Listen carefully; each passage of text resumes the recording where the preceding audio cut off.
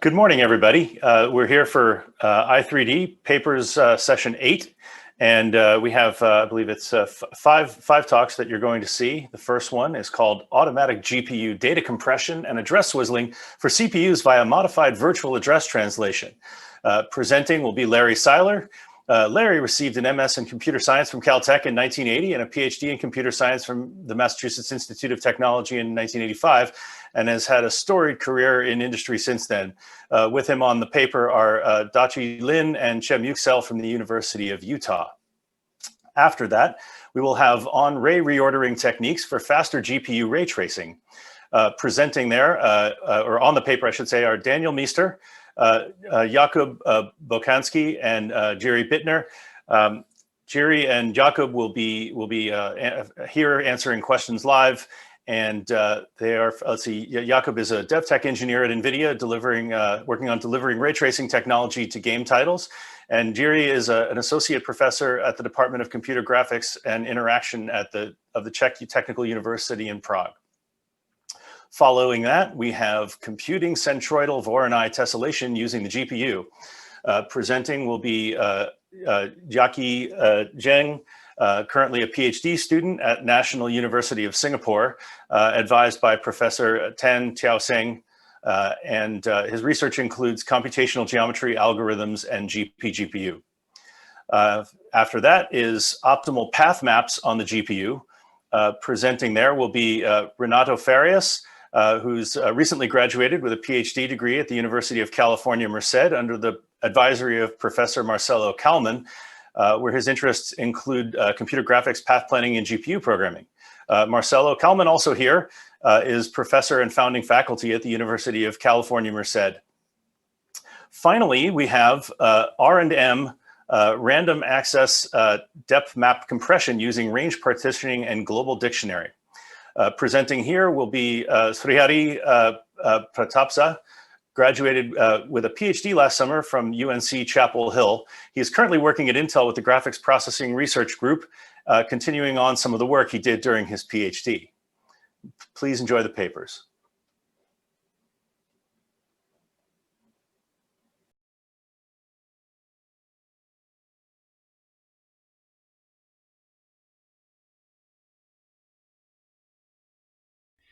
GPUs use data compression and address swizzling to dramatically reduce the memory bandwidth. They have dedicated logic to handle this automatically for shader code. I'm Larry Seiler, and I'm going to describe how to make data compression and address swizzling work automatically for CPU software as well. So this talk isn't about beautiful images or fascinating math. I'm going to take you to the underlayer beneath all efficient graphics algorithms, and that is memory management. Specifically, I'm going to talk about managing memory resources that are shared between CPUs and GPUs. Early on, CPUs and GPUs were separate chips connected by an I/O bus, so they had separate memory as well and could only share data by copying it. And that let us ignore a lot of issues because CPUs and GPUs use memory very differently. For CPU memory, latency is critical and often determines the performance of your algorithm. So for this reason, CPUs don't use data compression generally. They use simple row major arrays, and for security reasons, the operating system manages the memory mapping. GPUs, on the other hand, have lots of ways of hiding latency. And so the critical thing about memory is the bandwidth you can get out of it.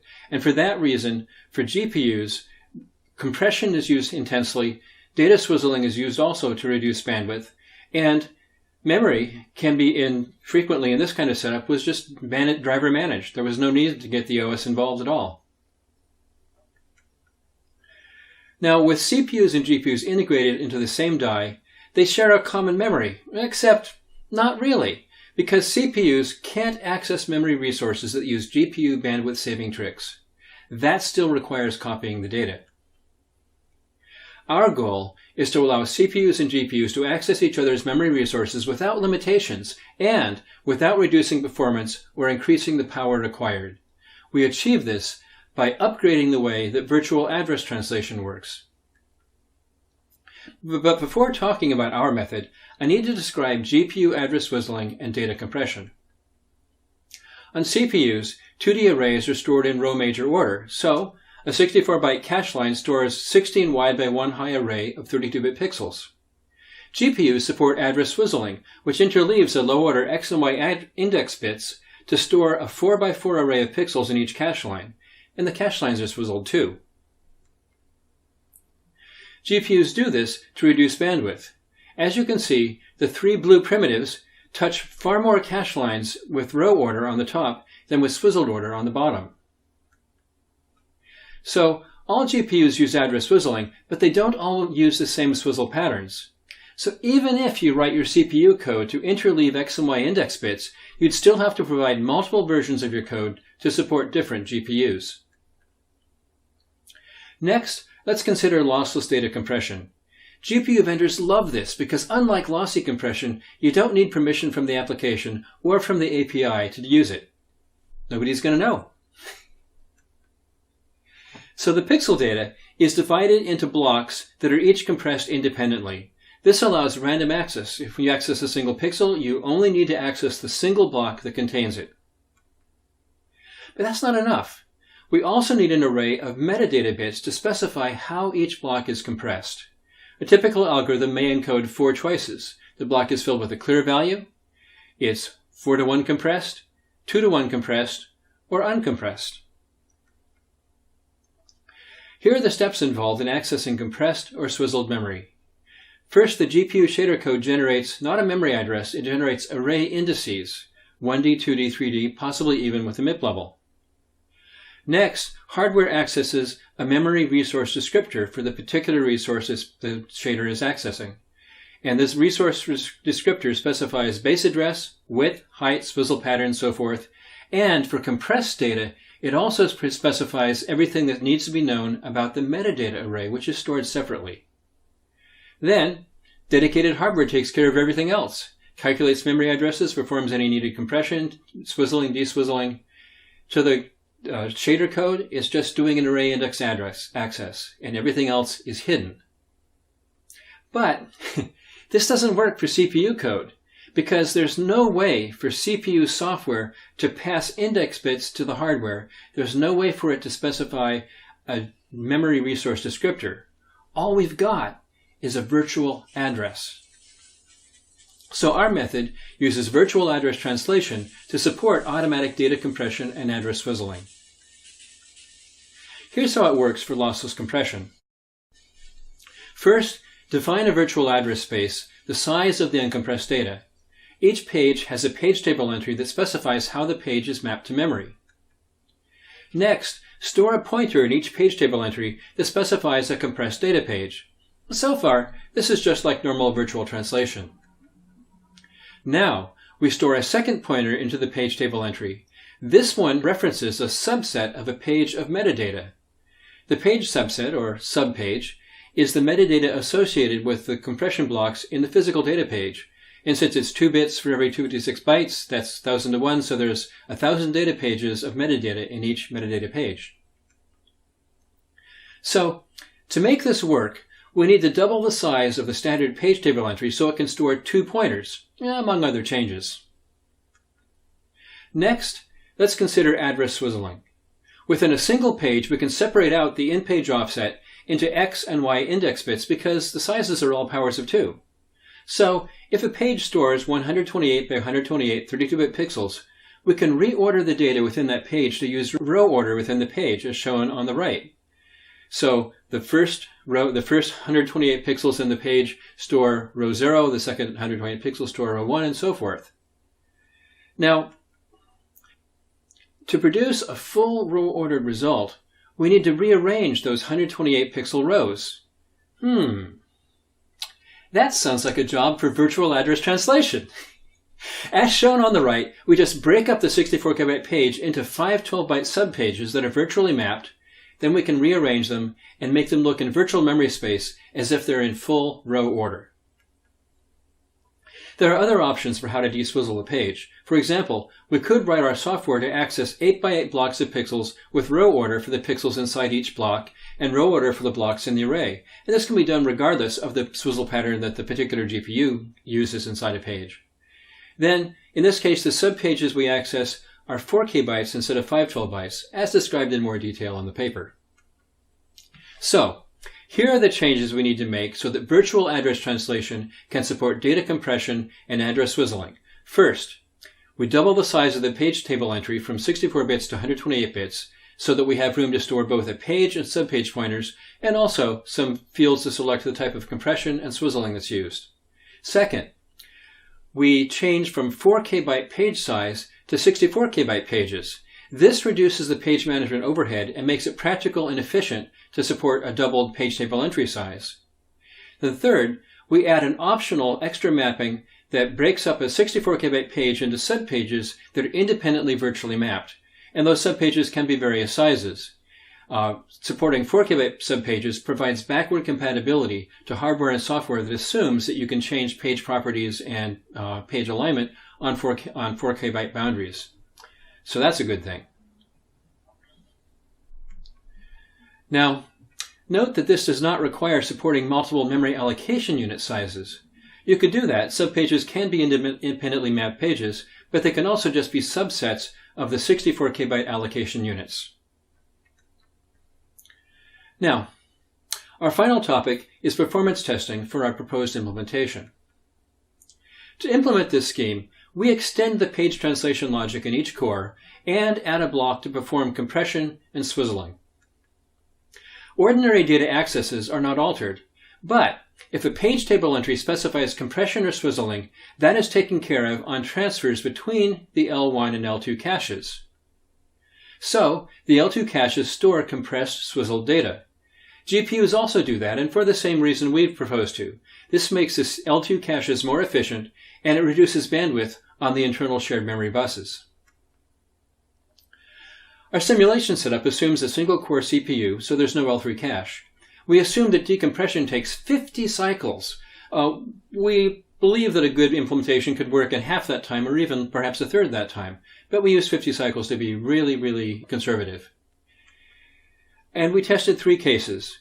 The red case is baseline 4K byte pages of uncompressed data stored in pixel row major order. The green case is our method with 512 byte pages, compressed data that's once again accessed and sent to the software in pixel row major order. Then the blue case is our method with 4K byte pages. It's compressed data that gets sent to the software in block major order.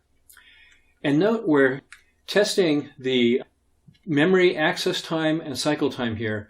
We're not counting instruction execution or other factors of this, just the memory cycle and power necessary to perform these operations in our example algorithm. And here it is.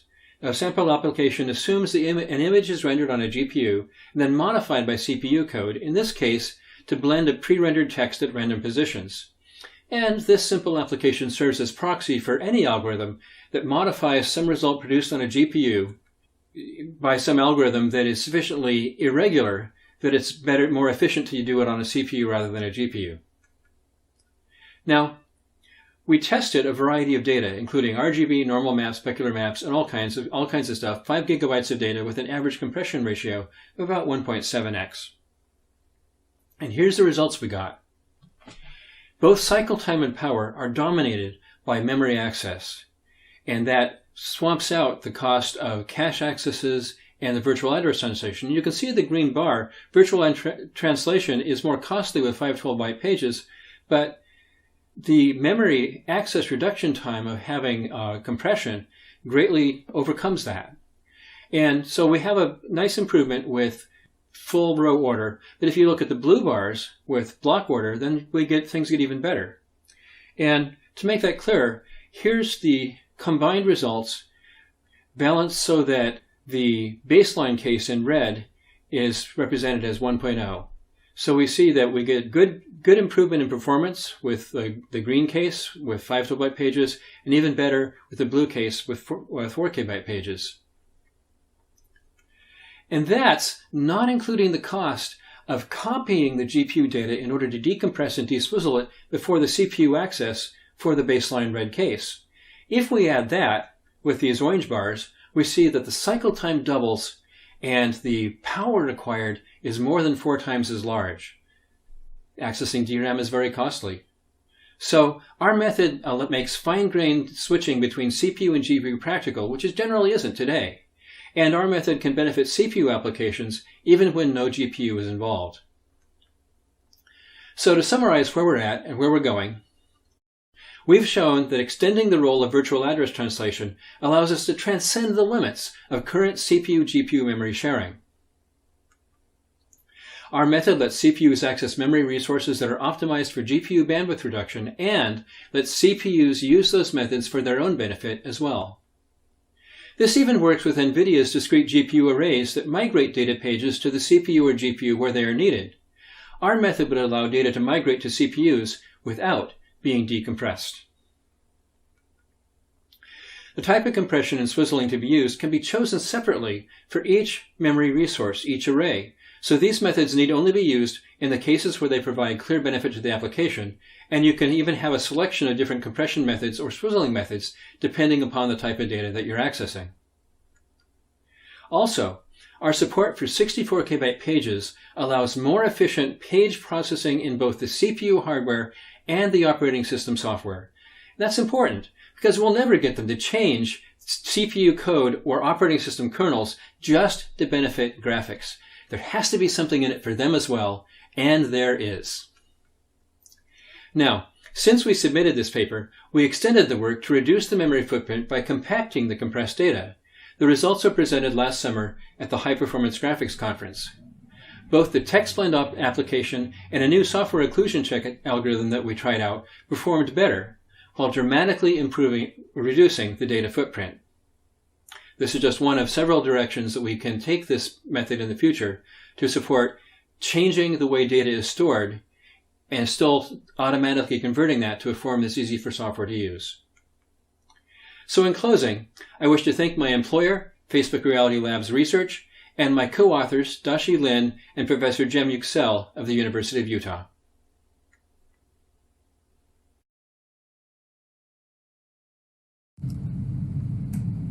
My name is Daniel Meister, and I will present our paper on ray reordering techniques for faster GPU ray tracing.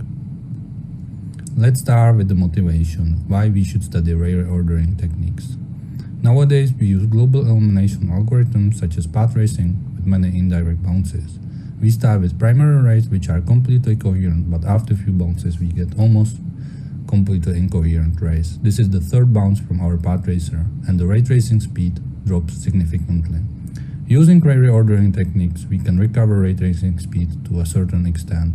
For example, using our method, we achieve 1.7 times speed up. The idea is to increase ray coherence by grouping similar rays in order to increase control flow, cache hit ratio, and decrease warp divergence. So we have incoherent rays and we regroup them in such a way that the consecutive rays are similar to each other. Morin curve is a well-known space-filling curve subdividing space into a regular grid. On the right side, you can see example of Morin curve in 2D, but it can be generalized into any dimension. The order along the curve is given by Morin codes, which can be easily computed by interleaving successive bits of cell coordinates. It is straightforward to use Morin curve for points, but we want to use it for rays, which is not so straightforward as the rays are 5D entities consisting of 3D origins and 2D directions. So the question is how we can encode direction and origin into a Morin code.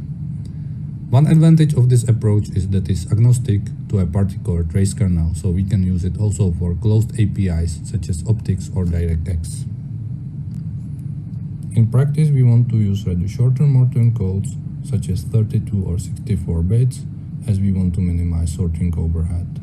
So, how we can encode direction and origin into a Morin code? The first approach is very simple. We ignore direction at all and we use all bits for origin. This is sufficient for shadow rays if we use relatively small light sources. Another approach was proposed by Rice and colleagues. They use more significant bits for origin and the rest for direction.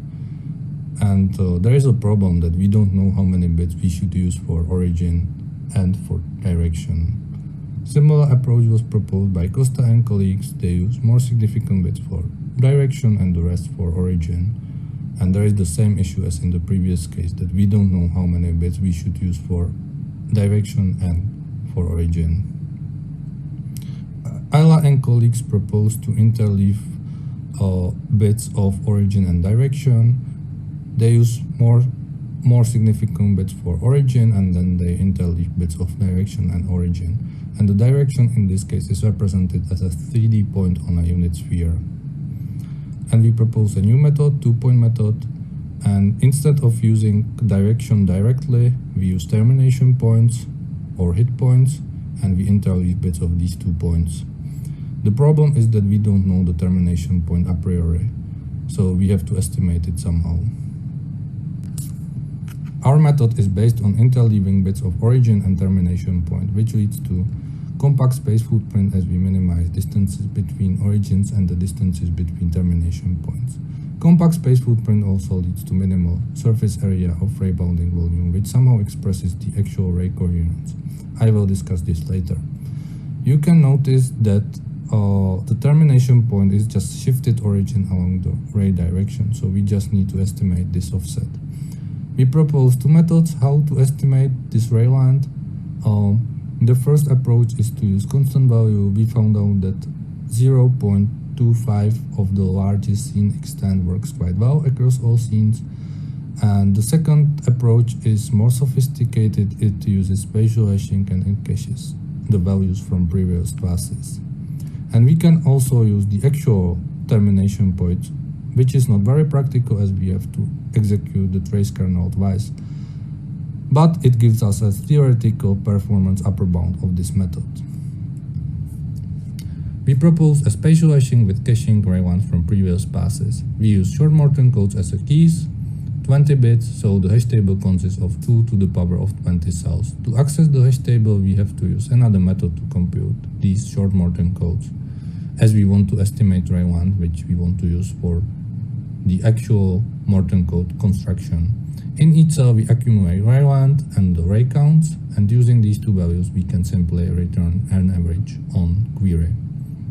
To avoid division by 0, in case of empty cells, we initialize each cell with 1 dummy ray, or with length 0.25 of the largest scene extent. So we have a ray, we compute short Morton code, and then we access the hash table. In practice, we want to have sorting overhead as low as possible. Therefore, we use high-performance GPU radix sort algorithm originally proposed by Merrill and Grimshaw.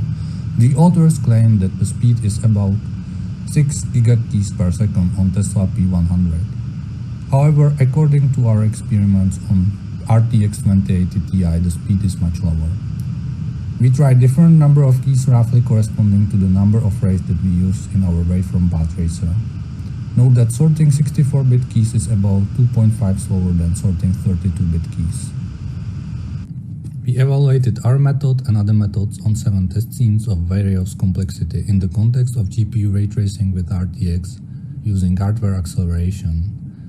We used 2 APIs, Optic7 and DirectX 12, and all tests were executed on GPU RTX 2080 Ti. For rendering, we used a waveform path tracer with maximum estimation. We use point lights with small radius to achieve soft shadows.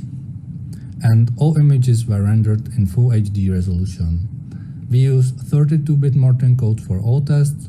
We tried also to use 64-bit Morton codes, but it caused higher sorting overhead and the speedup was almost the same as for 32-bit Morton codes. And we didn't consider the sorting overhead in the results, and we will discuss this later. Here you can see overview of tested methods: unsorted as a baseline, origin using just origins, Rice using origin direction layout, Costa using direction origin layout, Ayla using interleaving bits of origin and direction. Octahedron is similar to the method proposed by Ayla, but it uses different representation of direction. It uses octahedron parameterization, which uses fewer bits, so the direction can be represented more precisely, and 3 settings of our method. The first one uses constant ray length, the second one uses spatial hashing to estimate ray lines, and the last one uses actual ray lines which serve as a theoretical performance upper bound of our method. Here you can see results for the first scene breakfast, where we compare secondary and shadow rays in DirectX 12. Aside from the 2.30 method, which serves just a theoretical performance upper bound, the 2-point adaptive method using spatial hashing achieved the best results for secondary rays, 50% speed up. For shadow rays, results are very similar, however the best results were achieved with methods proposed by Costa and colleagues, 30% speed up. Here you can see results for the second scene, living room, where we compare secondary rays in optics and DirectX. You can notice that optics is slower than DirectX, and 2-point adaptive method achieve the best results, again 50% for both APIs. We wanted to express ray coherence somehow. We were inspired by surface area heuristic from the KD3 or BBH construction. We proposed to measure ray coherence as the surface area of ray bounding volume. At the beginning, we tried to use ray convexal, but the computation was too slow and not very stable. So we proposed a simpler bounding volume. We call it capsule. It consists of a conical section and hemispheres on both sides. We use these bounding volumes to enclose groups of consecutive 64 rays, which is related to RTX scheduling, as it seems that the rays are processed in groups of 64 rays. And correlation is not perfect, it is weak to moderate, so there is still some space for improvement.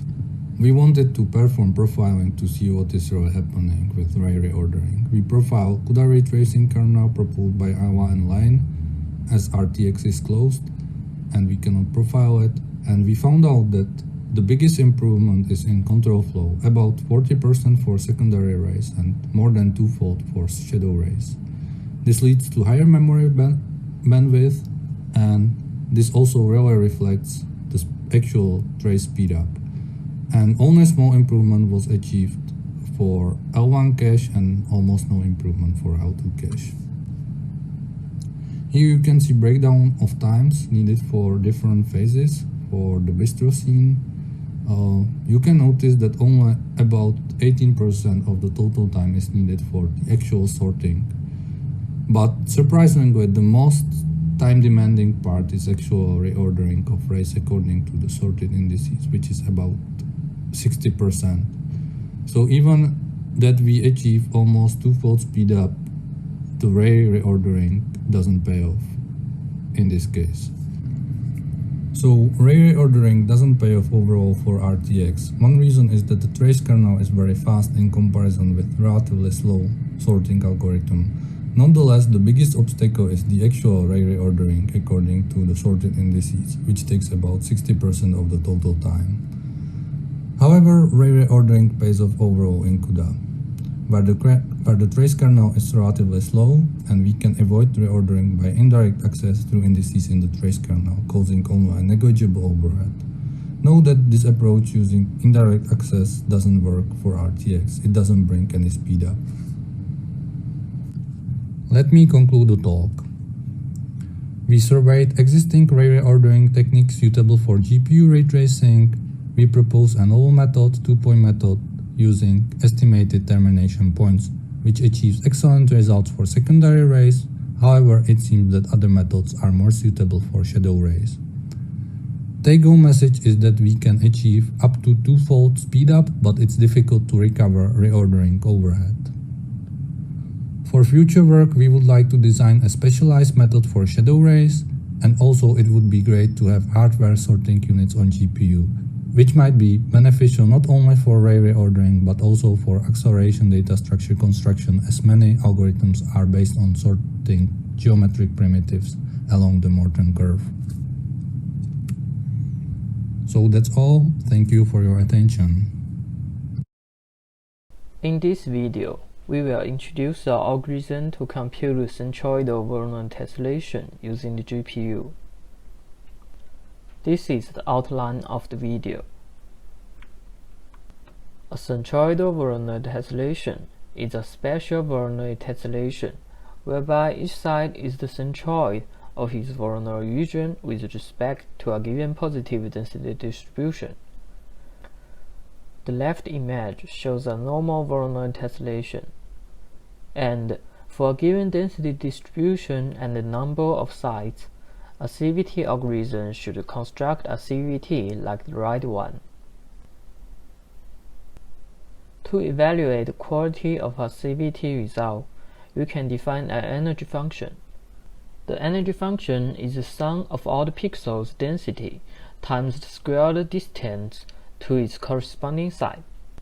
The smaller the energy, the better the CVT result is, and a minimizer of the energy function necessarily forms a CVT. The characteristics of CVT naturally form two kinds of algorithms. One is Newton-type energy-based methods, represented by the BFGSB algorithm. The other is geometric-based algorithms, and thus the implementation of Loy's method is most efficient in this category. Our contribution is a GPU algorithm to compute CVT. It employs an over-relaxation scheme on top of Loy's method to reduce the number of iterations, accompanied by a novel subsampling scheme to speed up the total computation. These are the two main ideas. And within each iteration, we improved the pair-banding algorithm to compute the Voronoi tessellation, and the dimensional reduction method to compute the centroid.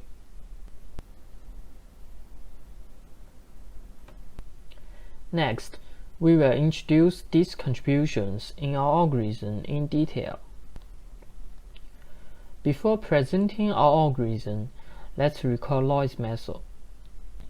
In Loy's method, we first select an initial set of sides and compute its Voronoi diagram. Then move the sides to the corresponding centroids. Repeat step 2 and 3 until the sides meet the convergence criterion. Loy's method is very simple, and during the process, the energy values decrease monotonically, but it actually converges slowly. To solve this problem, Xiao proposed an over-relaxation scheme. Instead of moving sides to corresponding centroids, we can set the new position as a combination of current position and centroids. When the parameter omega equals to 1, it's the original Loy's method, and when omega larger than 1, the sides move further than the normal one. Our experience shows that omega close to 2 is good for convergence, but it's not wise near the end. In our algorithm, we adapt omega dynamically during the process, related with the rate of reduction of energy. When there is a significant improvement, we set omega as a large value, and when the rate is small, we set it at the value close to 1. This solves the problem very well. To further accelerate the total computation, we propose the subsampling method. Look at the energy curve of 3 different sizes of images. We can observe that the 3 curves overlap in the early stage. This means that in the early stage, the CVT in a smaller image is a good approximation of the large one, so that constructing a CVT in the original image omega 0 can be done through constructing a series of CVTs progressively for smaller images. For example, we can first construct CVT for a very small image omega mu, and then map the result to a larger domain omega mu minus 1. Repeat the process until we get the CVT result for the original image omega 0. Here, each pixel of omega mu is obtained from 4 pixels in omega mu minus 1, and the assigned density is the average density of the 4 pixels. It's easy to notice that when the energy function of omega mu and mu minus 1 are of similar values, we can do the computation in omega mu to save time. But if the rate of energy reduction is too small, it's not worth to do the work in omega mu, and we should switch to omega mu minus 1. On this process, we argued that the energy values still decrease monotonically. And to be a good approximation of the original image, there shouldn't be too much pixels on the boundary of the Voronoi regions in the smallest image. We improved the efficient pair-bending algorithm to compute the Voronoi diagram in each iteration. The pair-bending algorithm first computes the 1D Voronoi diagram for each row, then computes the closest sides for each column, and finally find the closest side for each pixel. To collect memory loads and stores, PBA processes the data column by column and requires two transpose operations after phase 1 and phase 3. In our new implementation, PBA Plus, we avoided the explicit operations and hide them into phase 1 and 3. And for phase 2, we did some arithmetic optimizations. In phase 3, PBA assigns the work equally to the threads, and all threads work independently to reduce waste of synchronization. To compute the centroid, we employed a dimensional reduction method. Take 2D as an example. We first store the values at each pixel to the 1D projection of its Voronoi region, and in the second step, we add all the values to the corresponding side. Then, all values in our Voronoi region have been stored to the side. We can compute the centroid directly using these values. This method can be viewed as the reverse process of PBA. Now, we are going to present some experimental results in our paper. The following results were obtained from a computer with a GTX 1080 Ti GPU. We experimented our algorithm on 4-density distributions found in the literature. These are the sample output of them. And we compare our algorithm with the most efficient Lois method and the LBFGSB algorithm. From the table, we can find that our algorithm GCVT can get a result whose energy is comparable to the other algorithms, and the number of iterations is less than Lois method because of the over-relaxation scheme. As for the total computation time, it's much faster than the other algorithms, and is also the most efficient on computing Voronoi diagram, centroids, and others. To better understand the role of each feature we developed, we made variants of GCVT with certain features disabled, and calculated their speed up per iteration compared to Lois method. From the chart, we can see that the highest blue line is our original GCVT algorithm. It gets the largest speed up per iteration, and after removing a certain feature, such as the subsampling method, the performance will drop down. The larger the performance drop after a feature being disabled, the more important the feature is. And in our algorithm, the subsampling method and the improvement on centroid computation contribute a lot on the performance. CVT has many applications. Here, we applied our algorithm in surface mesh optimization. The process is as follows. For an input surface mesh, we first parameterize it to a 2D triangulation, and weighting each vertex to get a density map. After getting the density map, we then construct the CVT using our GCVT algorithm, and construct the constrained linear triangulation from the resulted CVT. The final optimized surface mesh is then obtained from the triangulation. We tested our program with different input models and used twice the ratio of in-circle and circle radius to evaluate the quality of the triangles on the mesh. The closer the quality is to 1, the better the triangle is. From the statistic result, we can see that there are many bad triangles on the input mesh, and the quality of our optimized result is much better.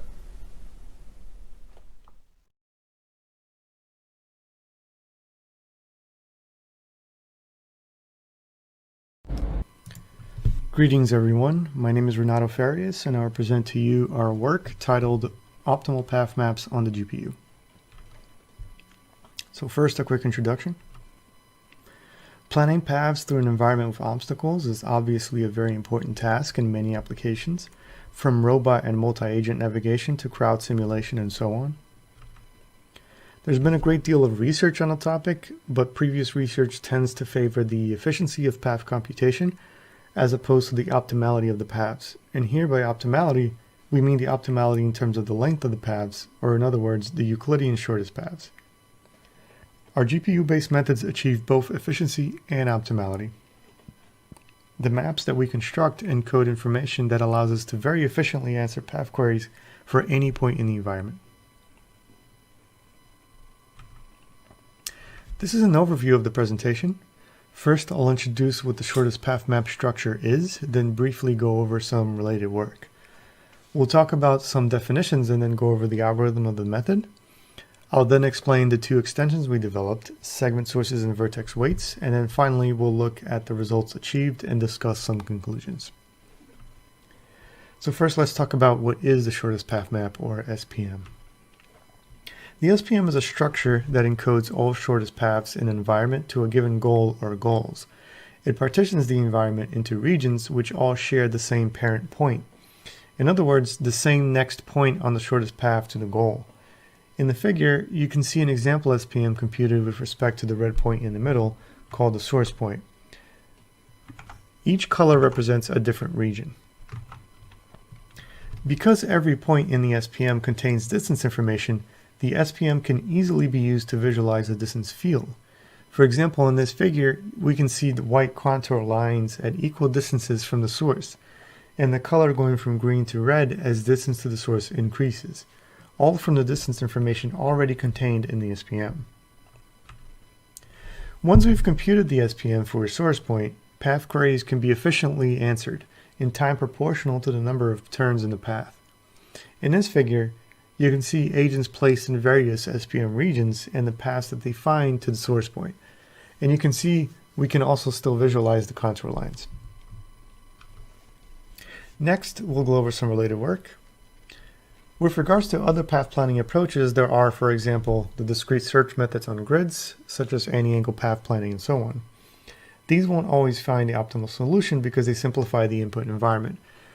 Another approach that's popular in computer animation is the use of navigation meshes, which also simplify the environment using some graph structure. The focus of this approach is again fast results and not optimal paths. Computing visibility graphs and then running a graph search on them is maybe the most popular approach for finding Euclidean shortest paths. However, visibility graphs can have on the order of n square edges, which can lead to slow graph searches. As for the SPM itself, it was first proposed by Joe Mitchell in 1991 and improved later by the same author. It uses the continuous Dijkstra wavefront propagation approach, which is the same concept that we use in our method. There were eventually even better theoretical algorithms with even O of n log n complexity. However, they typically involve complex techniques and data structures which make implementation difficult. In contrast, our GPU-based approach simplifies the implementation and is also less susceptible to robustness issues that many geometric applications have when building spatial subdivisions that rely on floating point operations. There are many other GPU-based methods and operations as well that have been suggested, such as grid searches, Voronoi computation, etc., some of which use similar concepts but do not compute what we compute. The computation of distance fields is something closely related to computing SPMs, and it could be extended to do so, but they don't represent the boundaries of the SPM decomposition as is. So here are our contributions. First, to the best of our knowledge, is the first SPM method to be implemented entirely with GPU shaders. It's probably the simplest approach for implementing an SPM and allows for interesting extensions such as multiple source points and segments and vertex weights, and we'll go over soon. These extensions allow for new capabilities such as computation of continuous max flows and representing time delays from bottlenecks, which are two of our other works, and it's efficient for providing global optimality for multi-agent navigation in suitable scenarios. In other words, scenarios where goals are shared between agents and the environment and the goal are relatively static, since the change in one of those requires a recomputation of the SPM. So moving on to the definitions of the method. The SPMs that we compute can have more than one source point, and so they are multi-source SPMs. The domain D is planar and contains all sources and obstacles. There's a set of obstacles O in D with NO vertices, and a set of source points SI with I going from 1 to NS. Pi of PSJ is the optimal collision-free path from point P, which is not inside an obstacle, to source point SJ. Lambda PSJ is the length of that path. Pi star P is the pi of PSK with the smallest lambda. In other words, the path from P to its closest source. So, given source points, the SPM will efficiently represent pi star P for every P in the free space. This figure shows an example of an SPM with multiple sources, contour lines of equal distances to the closest source, and agents with their shortest paths. Note that you can also see sources which are segments here, which is an extension we'll talk about later. So now let's go over the algorithm. We store all our source points and obstacle vertices in a shader storage buffer object, which is an array on the GPU that can be accessed across shaders. When I say the array, this is what I'm referring to. Its size is n, which is ns plus no, and each position in the array stores the coordinates of the parent point and distance to the closest source. At each iteration, one of these is chosen to become that iteration's generator, meaning that it will rasterize a clipped cone. This is the pseudocode for the algorithm. First, we search for the next generator. This will be the point with the current smallest distance to the source. That generator computes a shadow area, which are all of the areas of the environment that do not have visibility to it, which are occluded by an obstacle. We use this information in step 3 to render a clipped cone. This consists in using a shader to fill in the visible pixels, each pixel computing its distance to the generator, which, since it's visible, is a simple Euclidean distance computation. Finally, the visible obstacle vertices stored in the array also update their distances in a similar manner. Here, all our distance computations are based on the original coordinates of the input environment, which is why we're confident in saying that despite storing the SPM in a GPU buffer, we still compute the optimal solution. To help visualize these steps, let's see a simple example. So here's a simple scene with one rectangular obstacle. Down at the bottom is the 3D view of the scene. A source point is placed here at the red point. In the top, you see the generated shadow area. We render triangles behind each segment that comprises the obstacle, letting us know that this area is occluded. Then we fill in the visible pixels, essentially rendering a cone that is clipped by visibility. In the bottom, you can see what that would look like in 3D, although we don't actually create this cone geometry in practice. This is simply for illustration purposes. The cone's slope represents the increasing distance from the generator. The next generator would be the closest point to the source, which generates its own shadow area and its own clipped cone. The GPU's depth test will keep only the pixels with smallest distance, as you can see. The other three obstacle vertices are picked and generate their own clipped cones in order of increasing distance to the source. So the next one will be the bottom right one, then the top left one, and finally the bottom left one, and the SPM is complete. In terms of complexity, the first step is O of n due to a simple linear search implementation. The second step is O of HWN, where h and w are the height and width of the GPU buffer, respectively. We note that this step is highly parallelizable on the GPU, however. This step also depends on n because of the number of segments that make up the obstacles of the scene will determine how many triangles will be needed to be rendered to compute the shadow area, and that tends to be much higher than just the number of source points. Similarly, step 3 involves rasterizing the pixels, and so is O of HW. And finally, step 4 involves potentially updating all or most of the positions in the array, so it's O of N, but this is done in parallel with the compute shader. So since the steps are repeated n times, once for each position in the array, our conclusion is that the complexity is O of n squared HW. So we move on to the first extension, segment sources. To incorporate segment sources into our method, we must first identify these critical points, which are the points on the segments where the visibility of the scene with respect to the segment potentially changes. In practice, this means projecting all visible obstacle vertices onto the segment. Each of the subsegments between adjacent pairs of critical points is then stored into the array because they will each generate their own elongated clipped cones. The difference for them is that while distance computation for source points is just point to point, for these, the distance computation will be point to segment. Another extension we developed was the incorporation of vertex weights. This involves giving weights to obstacle vertices, effectively warping the SPM by altering the distance computation. Instead of the source point being the goal, it is now the origin point of the agent. When a vertex has a weight and it expands a clipped cone, its weight acts as a direct multiplier on the distance calculation. You can think of it as changing the slope of the clipped cone. This can be thought of as modeling a velocity change, such as an agent changing its mode of travel, picking up a bike or getting into a car, for example. You can see in the figures the effect that changing this red vertex's weight has on the SPM. On the left is a normal SPM, and then you can see the green region progressively bloat outwards as the weight is increased until it's even touching the far side of the environment. It is possible, too, to have multiple vertices with different weights in the environment. Here's an example with 3, where each weight is reset to normal as an agent passes through it.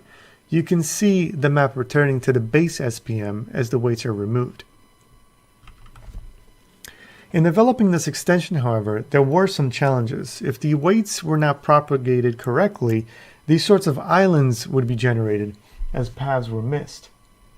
This happened because with multiple weights, there were now multiple path possibilities for each point to consider. Points that do not have the visibility to the weighted vertex must still consider it as an alternative because it might be advantageous to use it. You can imagine a situation where you wouldn't want to go all the way to the parking lot to get your car to go a short distance, like to the next building over, but that would make sense if you had to go all the way downtown.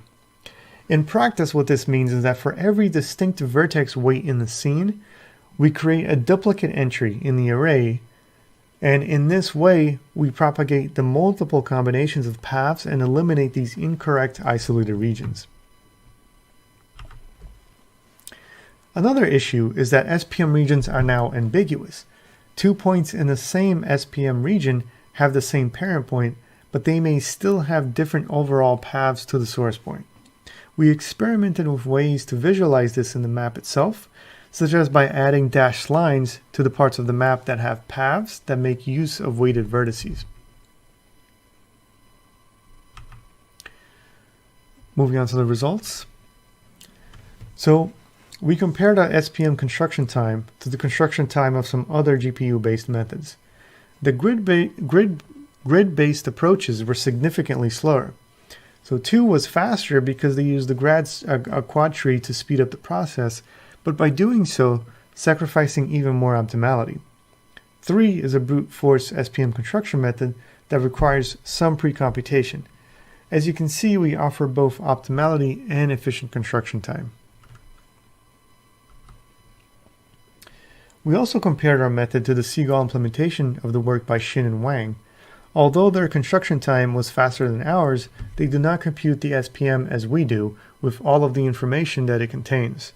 And once we have computed the SPM, we found that we could answer path queries significantly faster, especially as the size of the environment grew, as our path queries only depend on the number of turns in the path. So finally, conclusions. I have presented to you our work on optimal path maps on the GPU. It is, to the best of our knowledge, the first SPM method to be implemented entirely with GPU shaders.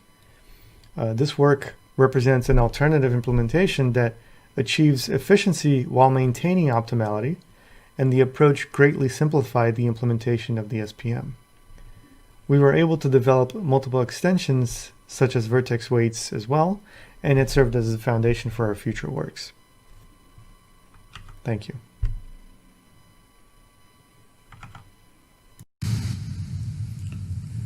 Hello, I am Srihari, and today I'll be presenting our novel approach, random, for compressing depth maps that enable random access real-time decoding to depth map data. Here is the organization of the rest of my talk. I'll give a quick introduction and the motivation for our work.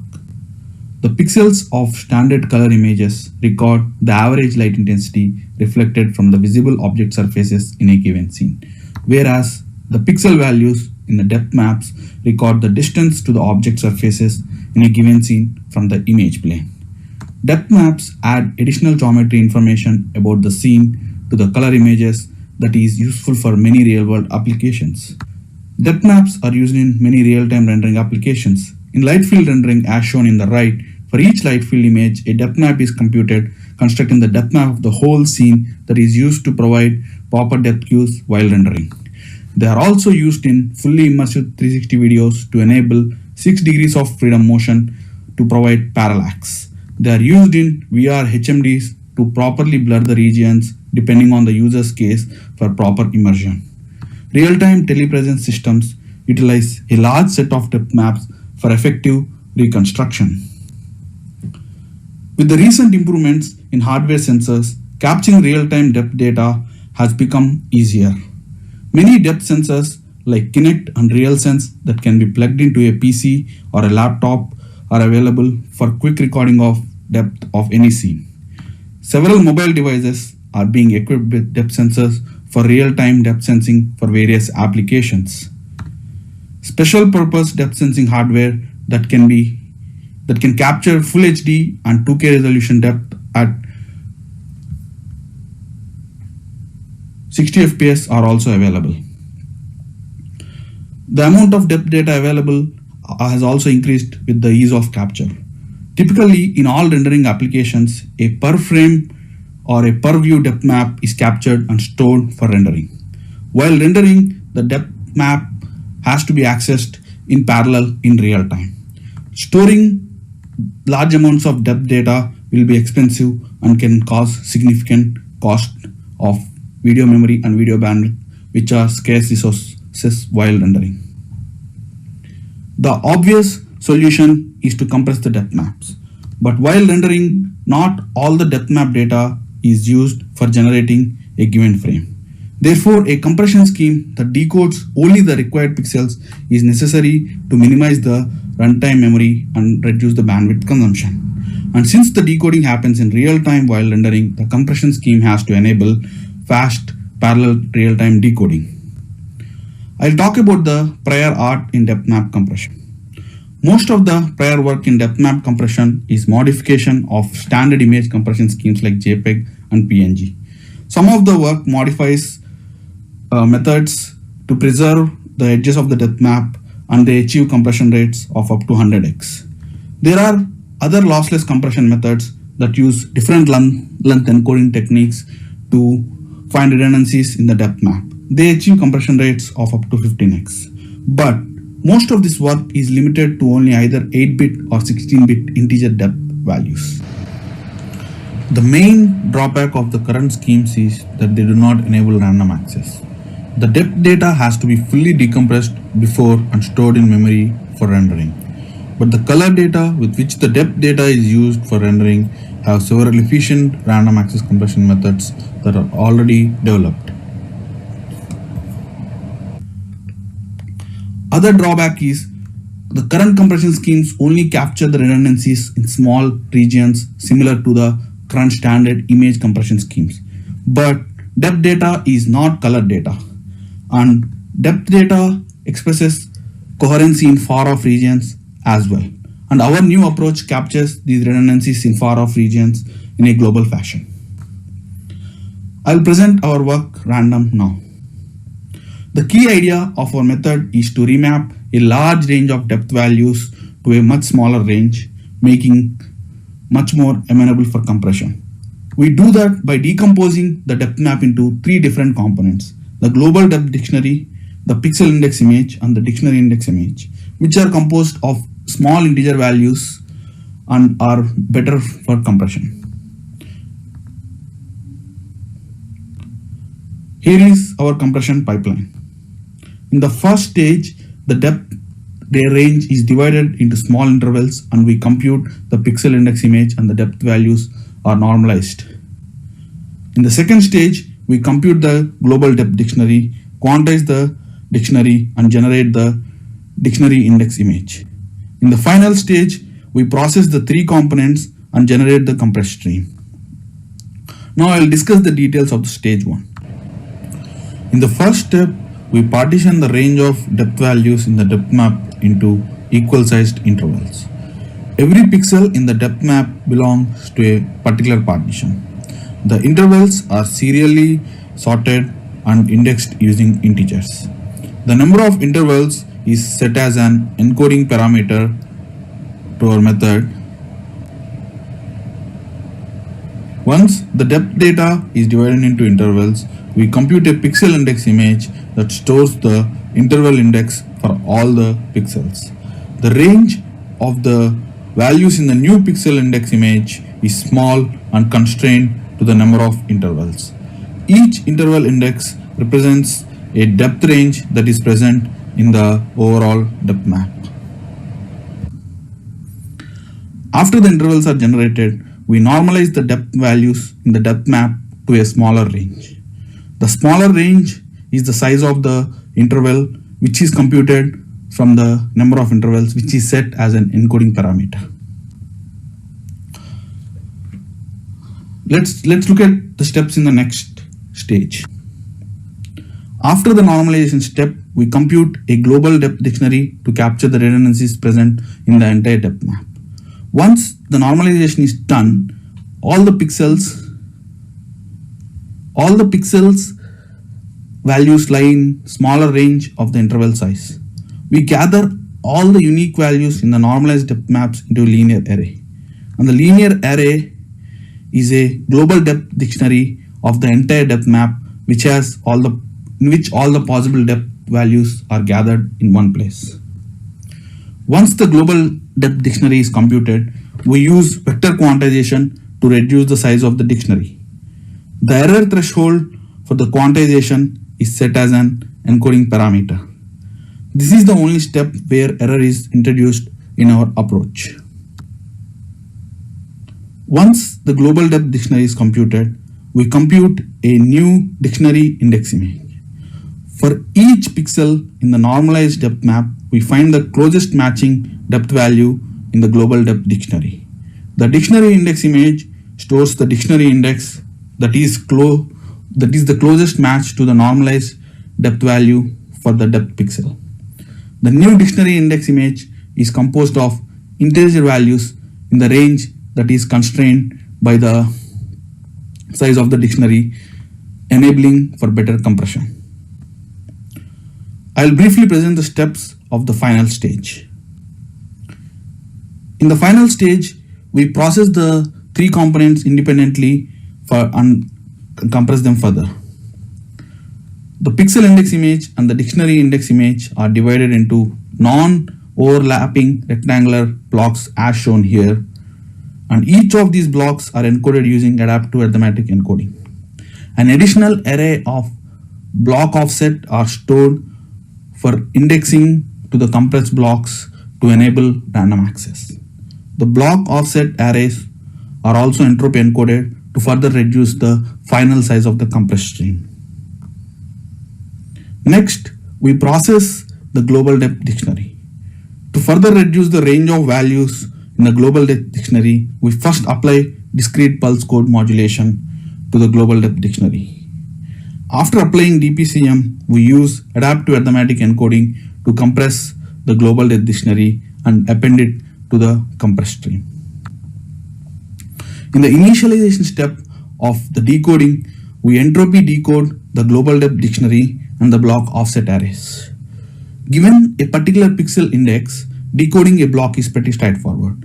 From the pixel index, we can compute the corresponding block index and locate the compressed PI and DI image streams using the block offset arrays.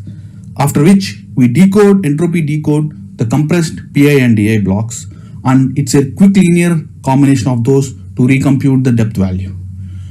And we have implemented a single thread CPU decoder, and the average decoding time for a block is 1 microsecond, which is pretty fast. We have tested our method on publicly available Middlebury and TUM depth datasets. These depth datasets have a wide variety of depth data and of different dynamic range, varying from 8-bit integer to 32-bit floating point values.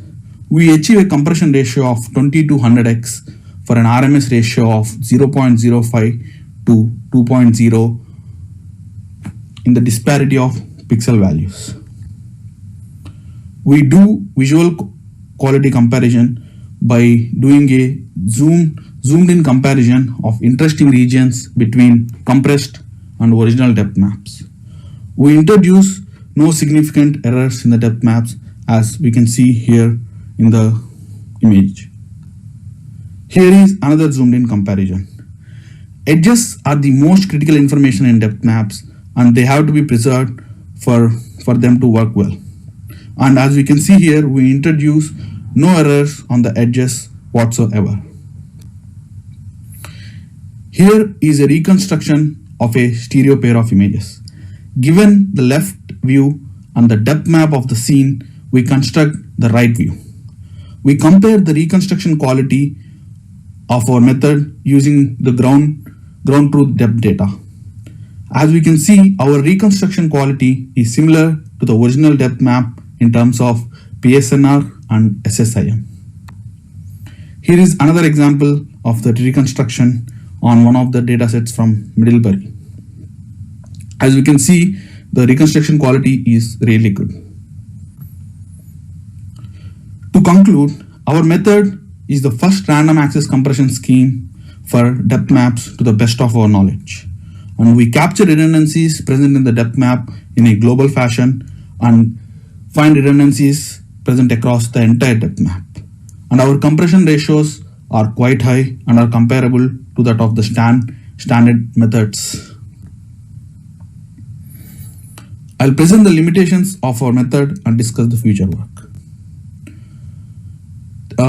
In our method, there is no smooth relation between the encoding parameters and the error, meaning a small change in an encoding parameter for a given depth map might lead to a bigger error and smaller compression ratio. We achieve low compression ratio on depth maps with uneven distribution of depth values. And currently, our method is only designed for static depth maps. At the moment, in our method, we only use even-sized intervals. Instead of that, if we use an adaptive size intervals, depending on the input depth range, might result in a better compression ratios, as we will only use the range of depth values that are present in the input. In the future, we would like to extend our method to depth map videos as well. Thank you for attending my talk. Any questions, please?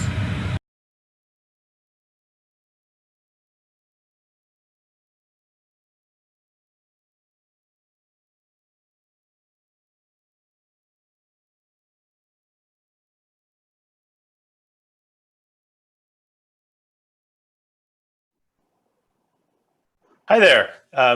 Hopefully you enjoyed the stream of all the papers. The first thing I would like to mention before we dive right into the Q&A is apologies again for all the technical difficulties we experienced. Please understand that the videos will be reprocessed so that when you go to restream them later, you won't experience the same issues as you might have hit during the live stream. So again, welcome to all the panelists, all the papers presenters here, and we have some questions that that were pulled from both Discord and YouTube, as well as some other sources.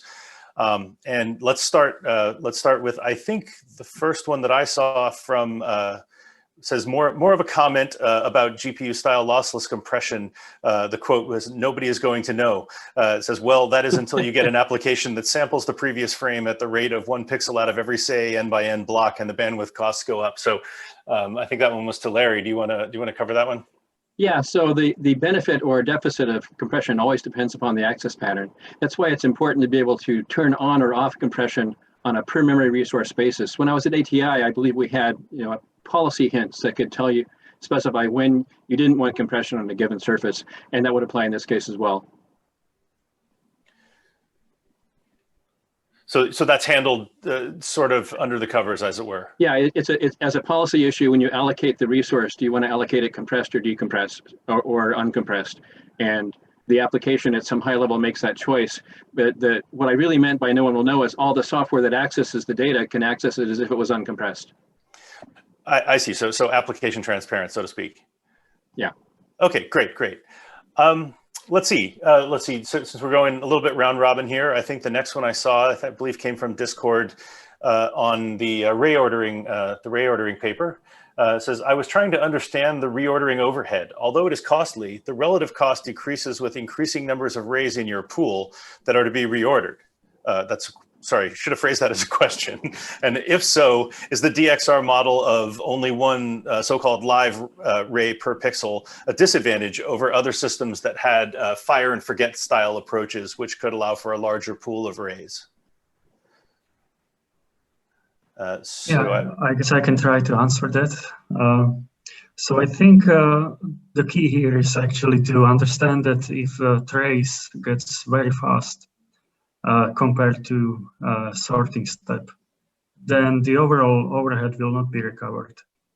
So actually, before the hardware accelerated articles were introduced, we were getting a really nice speed up overall for every scene on CUDA. But once the trace got very fast, it wasn't recovered anymore. I mean, the overhead. So it's not about number of rays, but it's more about relative speed of sort and trace. Okay, great. So let's see. I just saw this one. It almost escaped me before, and this one is for the optimal path maps talk. So this will be, I guess, for Renato and Marcelo. So it says, "Great presentation. Thanks a lot. Can you elaborate on the robustness of this algorithm? I've worked with GPU Voronoi diagrams in the past, which were difficult to make 100% robust. For example, there could be Z-fighting of cones if the input geometry is degenerate, and increasing the number of pixels sometimes made things worse. Have you experienced similar issues for the shortest path map?"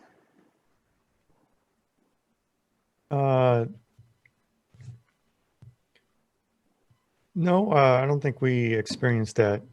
So we have, when we go to render the cones, we do a slight perturbation of them when we go to render the shadow area, just for the shadow area, not for the distance computation. And with that, we didn't seem to have any issues such as Z-fighting of the cones or anything. I can add something else, which is, that comment is also with respect to implementing everything with a CPU-based method, where we would need to compute visibility queries, which can have very narrow passages to be represented geometrically, right? And that would be really difficult to do in a robust way. And with the grid-based GPU method, it simplifies these things because the end shortest path map is represented in the frame buffer, right? Yeah, and I think increasing the resolution would help with that in that case. Yes, and by the way, we have additional examples in a extensive video to illustrate all these results from our web pages. So I invite everyone to go take a look.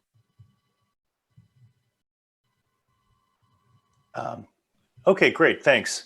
There was one that kind of popped out as the submitter says off topic, but I actually think it would be good to touch on this because I'm wondering if other people are wondering the same thing. So it says, with respect to the sorry, this is for the centroidal Voronoi tessellation paper. And it says, is anyone else surprised that CVT exists in general? The two constraints, Voronoi and centroid, don't conflict. So I think there was some, in the Discord, there was some clarification, but perhaps Jachi could maybe clarify a little bit based on your experience. Okay, so the definition of the centroid Voronoi tessellation is that it's a special Voronoi diagram that for each Voronoi region, the site is exactly the centroid of the region with respect to a given positive density distribution.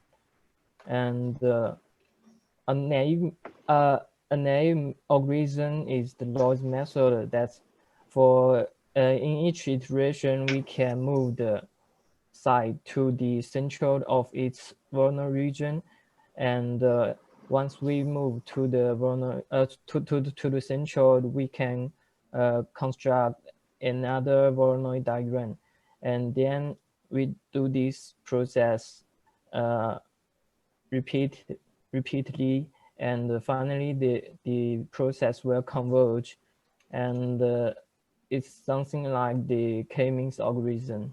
Yeah. Okay, so in your experience, it will eventually converge and not sort of go on forever. Yeah, I remember there is some paper that prove that the algorithm will converge. Yeah. Okay, thank you for that. That's good. Good answer. And it looks like the original looks like the original submitter was happy with that as well. So and then let's see, one for the random access depth map compression paper. It says, surely most GPUs have real-time depth map compression, albeit maybe not at the compression ratio you're seeing. I think that would be a good one to at least we can start with an answer on that. And there might be, I could imagine there being some follow-up as well. Yeah, I think like the GPU compression schemes that like referred in the question is a Z-buffer compression schemes, and those compression schemes are primarily like designed to do the parallel visibility tests while rasterization, and they are like pretty much limited to like the compression ratios are limited to like 2 to 4x at best, and also the data on which they operate on is like limited like 10 bit, and it's application constrained and hardware specific. So the application and the use case for this, our random is like very different, and the compression ratio are also quite high. So I guess my initial follow-up would be that then do you expect your technique to be adaptable for sort of more real-time applications on GPU, or is this purely for? That's the primary goal of our like method. Should be used like with any of the other rendering methods which use color map data along with the depth data. Okay, great. Let's see, next, let's jump to, it looks like there was a question about large assets with the automatic GPU data compression paper. So it says, if there's a scene with large assets, say 10 gigabytes of textures, what would happen with the virtual page translation table? Would the lookup speed and storage size be impacted much? So the short answer is GPUs are very good at dealing with this kind of thing. And the larger your page size, the more efficient they are. They have an excellent translation buffers and caches for the multi-stage page lookup. So there shouldn't be any kind of a problem. And in point of fact, though, the cost of the address translation is small compared to the cost of actually accessing the data. So the memory bandwidth savings tends to swamp any cost in the page translation. Okay, great. Thanks for that. Sorry, there's a lot coming in, and we're sort of don't have infinite amounts of time, unfortunately, for this. So for, let's see, the next question for ray reordering. Does it make sense to specialize the reordering method for a scene based on the types of rays, whether, the shadow rays or the secondary rays that you talked about? Yes, it definitely does. Actually, our proposed method is not the best for example, shadow rays. Because shadow rays are usually already somewhat coherent, and our method is based on termination point, which is irrelevant for most shadow rays if we use any hit. So we don't care where the hit actually is, we just want to know if there is any. So certainly, as we propose in the paper, there could be certainly better methods developed for shadow rays especially. And also we've seen difference for interior versus exterior scenes. So that can be solved by tuning parameters of our method. But certainly there is still more to explore in this area. Okay, awesome, thank you.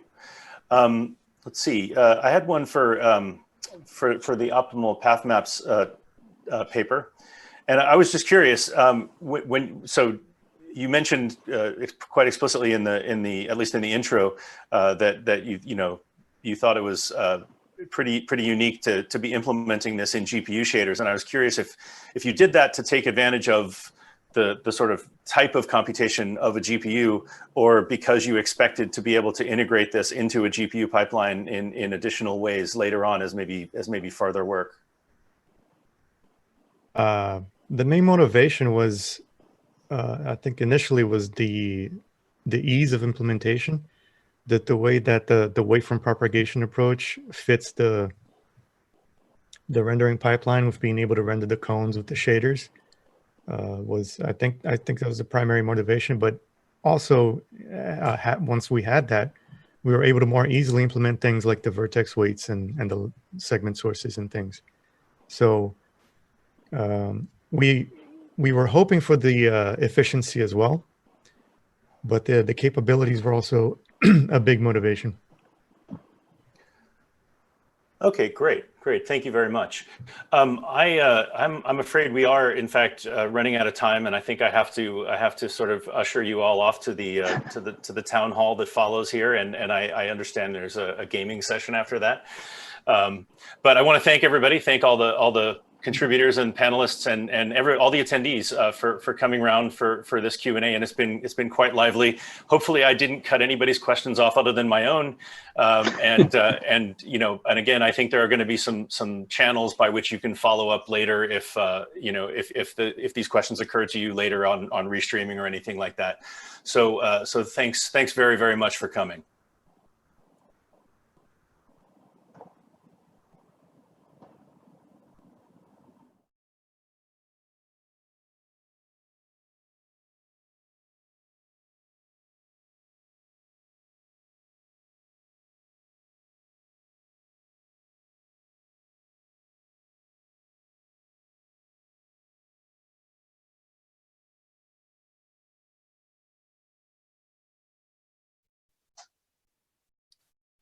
All right, so welcome back to I3D 2020. We are now in the awards and closing session. In this session, we will announce the papers that win awards, and we will give some details about the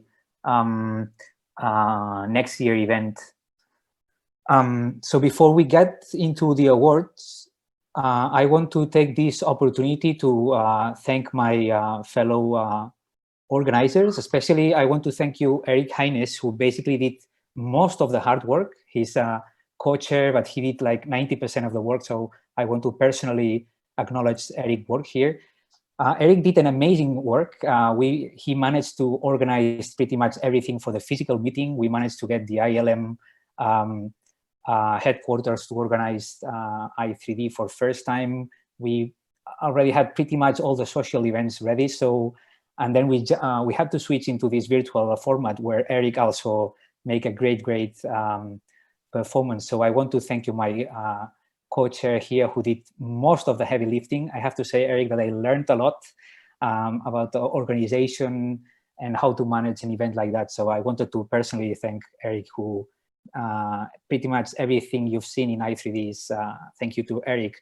Then I also wanted to thank you, Sheldon and Zdravko, who are the producers, who are the guys who've been managing all the video feed inputs, all the compositing from video to YouTube, who did a great job. So thank you guys. I was supposed to do that originally, but for some personal circumstances, I couldn't take care of this role either. And then, of course, also Natasha and Ari for a great work too. So that's my personal thank you to my fellow chairs who really did an outstanding job. So that's everything for me. So now I'm going to leave it up to Sheldon and Natasha, the paper chairs, who are going to announce the awards. So Natasha and Sheldon, to you. Thank you, Dan. Thanks, Dan.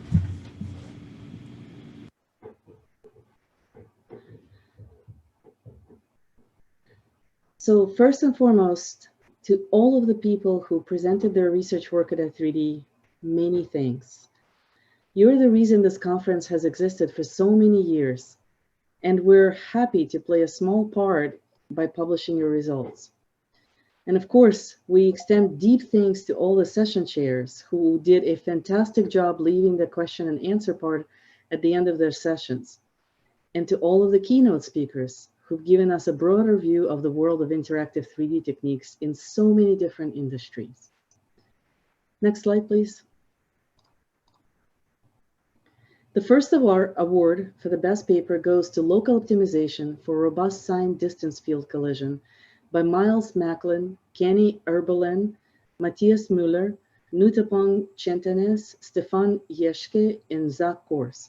They receive a prize from an anonymous donor, Nintendo Switch. Next slide, please. The next paper in rendering domain the next award goes to the rendering paper of real-time stochastic light cuts by Dachi Lin and Cem Yüksel. They receive a prize of an AMD GPU. Next slide, please. And so the final Best Paper Award goes to Pass-Through Plus, Real-Time Stereoscopic View Synthesis for Mobile Mixed Reality by Gaurav Charizia, Arthur Nieuwoud, Alexandru Eugen Ikem, Richard Zeliski, and Alexander Sorkin Hornung. I hope I pronounced all those correctly. You will receive an NVIDIA Titan RTX card. Congratulations to all the Best Paper Award winners. Next slide, please. So for a number of years, I3D has had a strong partnership with the Journal of Computer Graphics Techniques, JCGT, where the conference has traditionally invited authors of JCGT papers to come and present their work at the conference. Additionally, authors of papers published in the proceedings of I3D have the option of submitting an extended version of their work to JCGT for publication in the journal. And so to explain more about this process, I'm going to hand over to Mark Olano. And Mark has been doing research on uses of graphics hardware for real-time 3D graphics and non-graphics applications for over 25 years. He has a lot of experience. He is currently an associate professor in the CS and Electrical Engineering Department at the University of Maryland, Baltimore County, where he's director of UMBC's game development track and 3D photogrammetric scanning facility. He's also the editor-in-chief of JCGT, and he was recently the real-time live program chair at SIGGRAPH 2020. So take it away, Mark. Thanks, Sheldon. So for quite a few years now, I3D and JCGT have had a relationship which, as Sheldon mentioned, allows I3D papers to, regular I3D papers to appear in submit extended versions to JCGT. So basically any paper that, any of the I3D conference papers not published in PACM can submit an extended version with 30% additional content. The deadline for that extended version is 6 months after the date of the conference. So that would be 6 months from today. And so JCGT, if you're not familiar with it, is obviously interested in computer graphics techniques, but particularly real-world applications and so-called battle-tested techniques. So it's not necessary for the additional 30% to be new methods that haven't previously been published. In many cases, it's enough to just more thoroughly evaluate the techniques that were presented in your I3D paper.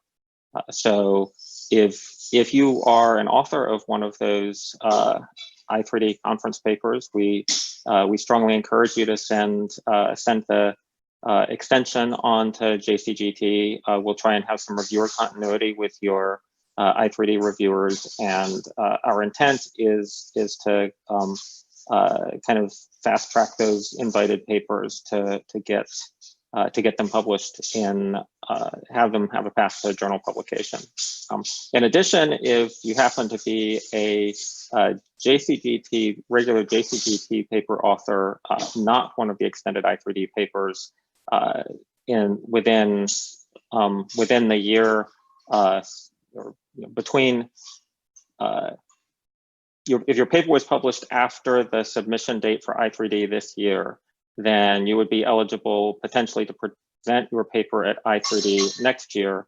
And you should let me know about that, although we'll also be sending out announcements for that as we get closer to next year's I3D paper deadline. So that's the JCGT I3D relationship. And I think after me is Eric Hanks.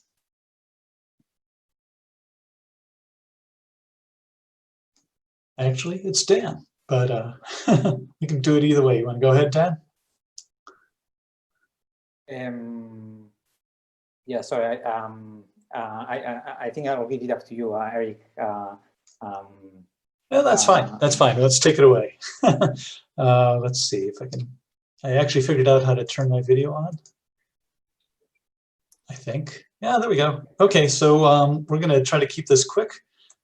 We do want to give a last shout out to ILM, who, you know, we're not there, but we're sort of there in spirit. We've seen some keynotes from The Mandalorian and so on, and we've appreciated their support through all this. And Unreal Engine, who we had a keynote this morning from David Morin, which was pretty fantastic. Hopefully you caught it. And I have a bunch of other sponsors who, all of which have kindly rolled over their money into next year. And you know, if we go virtual, we'll keep rolling that money, hopefully. But someday we'll meet again. You know, this is not the new normal. But honestly, they've been very supportive, and we've appreciated that. And also we have some silver sponsors, and obviously donated hardware from 2 of them. And again, I wanted to give the shout out to the committee, who really, you know, reviewers are sort of the real unsung heroes here. You know, it's being a peer reviewer is a pretty thankless job, and well, here's your thanks from us. And you know, again, because honestly, it's just a ton of work. And you know, without it, you basically make the papers better. You make you figure out the good stuff that's going on and try to bring that to the fore. And it's all great. And finally, this is our committee one more last time. Dan's already said the thank yous. He said I did 90% of the work. Well, you know, I doubt it. I think he did the other 90%. So you know, it's really honestly been a wonderful group effort, especially with this whole re-scrambling with the virtual conference. You know, people really stepped up. You know, we have names on these chairs, but you know, they quickly reformed into, you know, on second thought, producer. On second thought, can you be the point person, and so on and so forth. And it's really been wonderful to see everyone pitch in. It's been a great experience. So now we're going to move on to I3D 2021, and the exciting reveal here is that we have 2 general chairs for I3D 2021, Ari Silvanoinen and Ulf Esserson. And we also have, we've been able to sign on 2 of our chairs from this year for this coming year. Zdravko Velinov is going to be a program chair, plus hopefully somebody else. You know, what we've realized, especially with the virtual conference, is we can use more help. You know, HPG has about 12 people. We have about 7. We'd like to get more. And also for publicity chair, Ari Rapkin Blankhorn has signed on. She's been also beyond our publicity chair, kind of our historical repository in a way, because she's worked on being the publicity chair since 2017, but she'd like to train someone else and get help in that role and keep things moving. Dan and I will be the papers chair for next year, and that's it. But if you are out there and you're thinking, gee, I could help, contact us. We're interested in any kind of thing you think you can help do, whether it's make the trailer or help with contacting, I don't even know who, Keynotes or whoever. Anyway, we're open to suggestions. So that's about it. And what we do want to pass on or have is a few words from our new general co-chairs. So turn on your video and say something. Thanks, Eric. So first of all, I think the organizing committee did a fantastic job this year, especially given the circumstances around us. And I'm pretty sure that when they started the planning work a year ago, none of us could foresee what kind of challenges would lie ahead. And I think one of the more positive changes that this has brought is the increased availability of online content. And that's mostly available on demand. So this is definitely a trend that I'd like to see to continue in the future as well. And finally, I think we're excited to announce more details on the I3D 2021 soon. And I hope some of you are already working on your submissions. And I hope that I'll see all of you next year. All right. Hi, everyone. Good to see you. For those of you who don't know me, I'm Ulf Assarsson. I'm a professor in computer graphics, of course. My research group and we're situated in Gothenburg in Sweden at Chalmers University of Technology. We focus mostly on real-time rendering, and these days, of course, just like many others, we have a large focus on AI techniques, but we still haven't given up on the good old C++ algorithms. I started doing research in graphics about 22 years ago, and actually very quickly got to know Eric Haines. We probably met at my first SIGGRAPH in 1999. And regarding I3D, my group published our first I3D paper in 2008. Anyways, I was recently paper co-chair of Eurographics, and I've also been paper chair of, for instance, high performance graphics a few years ago. And I think that may have something to do with why I have been invited as a general co-chair of I3D next year. So I look forward to contribute with my experiences to make the next year's I3D a great conference. And I think that's all I wanted to say. Thanks for listening. See you all next year. And back to Eric, I guess. Great. Thanks. Yeah, thanks, Ari and Ulf. This is great. And now we're on our final slide, which is we really have reached the end. And I hope for all you registered attendees, and you still have one last chance to register. You can join us on our gaming channel at the bottom of the list on the Discord server, and yeah, join us for games. That's our equivalent of the after party. I mean, we have games in our title. What more excuse do you need, right? So it's a Friday afternoon or evening or morning or whatever it is, wherever you are. And yeah, I hope you'll join us there and have some fun. That's it. See you next year, one way or the other. Bye-bye. Thank you all for watching. We've had a fantastic week. So see you next year, I guess. Do great graphics. Yay. NML and VR and everything else. Thank you. Thank you, guys. Everyone. Bye. Bye.